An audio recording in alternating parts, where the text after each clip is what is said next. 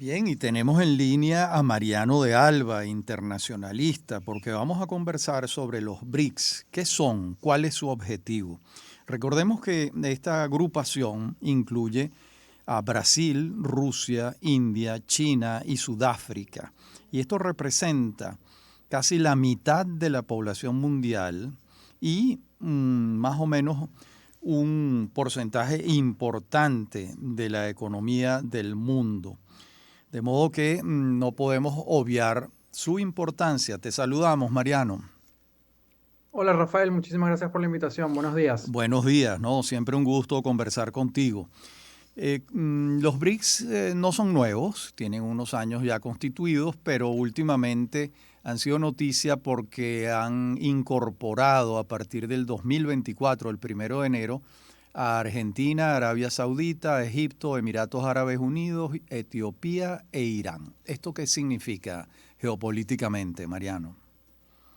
Sí, creo que de alguna forma es un hecho geopolítico relevante. Es un momento donde, como todos sabemos, ya lo hemos escuchado por varios años, el mundo vive una competencia incremental entre dos polos opuestos, uno representado quizás por Estados Unidos, el otro por China.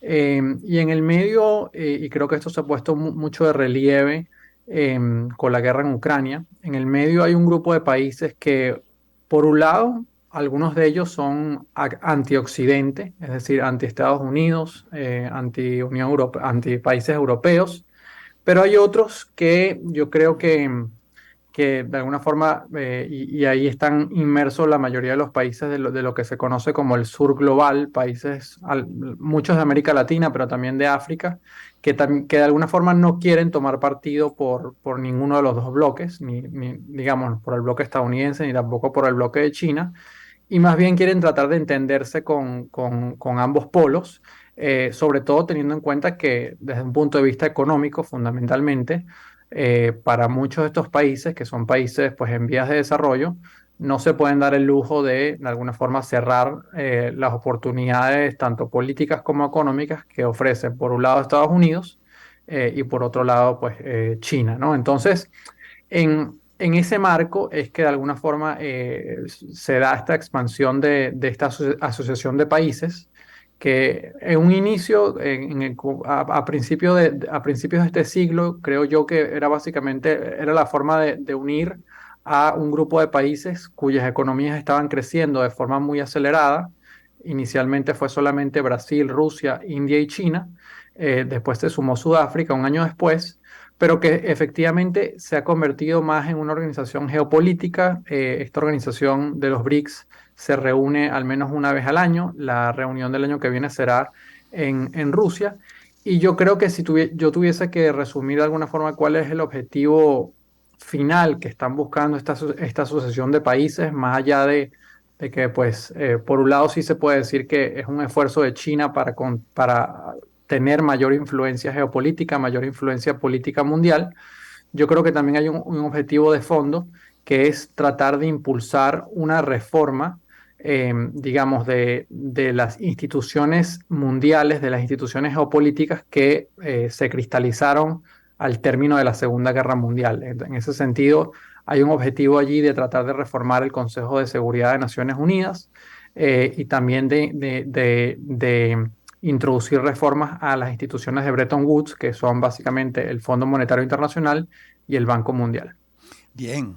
Y además, Mariano, fíjate que uno no ve una identidad plena entre los fundadores del BRICS, ¿no? Porque Brasil, India y Sudáfrica son unas democracias activas. No puede decirse lo mismo de China, obviamente. Un régimen de partido único no es una democracia. Y en Rusia es una democracia muy, muy frágil, si es que puede hablarse de signos democráticos. Ahora, ¿qué tienen en común los cinco? La asunción de la economía de mercado. Esto es muy interesante porque son bloques que no se están formando por afinidades políticas propiamente, sino por afinidades económicas, ¿no? Sí, efectivamente, creo que esa diferencia que es muy relevante que tú apuntas es una de las razones por las cuales dentro de los análisis se dice que va a ser difícil que BRICS realmente logre una influencia geopolítica importante, ¿no? Porque hay diferencias dentro del bloque y sobre todo creo que esto lo saben muy bien los países latinoamericanos, a medida que una asociación de países se hace más numerosa, teniendo en cuenta con esta expansión, pues es más difícil llegar a consensos, es más difícil llegar a acuerdos para avanzar, ¿no?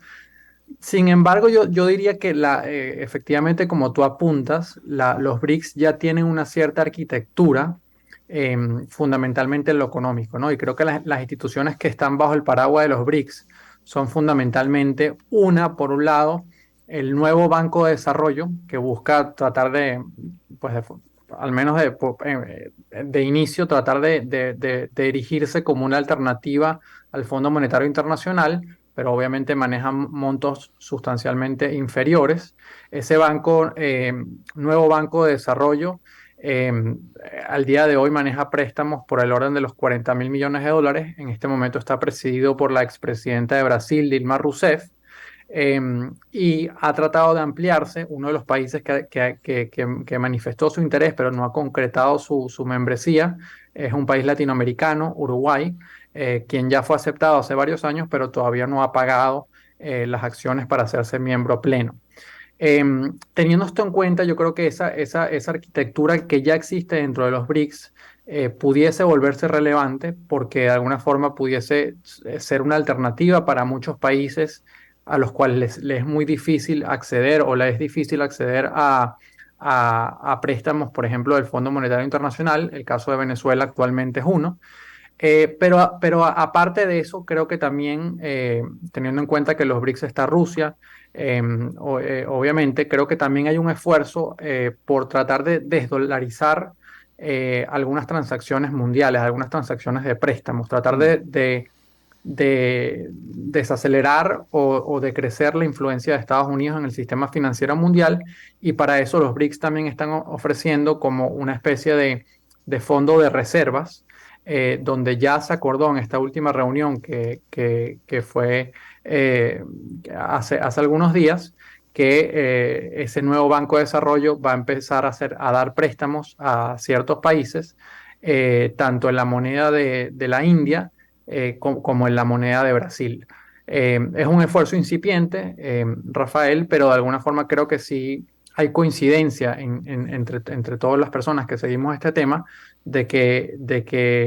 aunque es incipiente y todavía no se sabe si realmente va a cuajar, efectivamente hay que seguirlo muy de cerca porque, como tú decías al principio, estamos hablando de un bloque de países que ya va a superar la representatividad del 50% de la población mundial, y en términos de Producto Interno Bruto, eh, todas esas economías juntas se van a acercar al menos a un 30%. claro.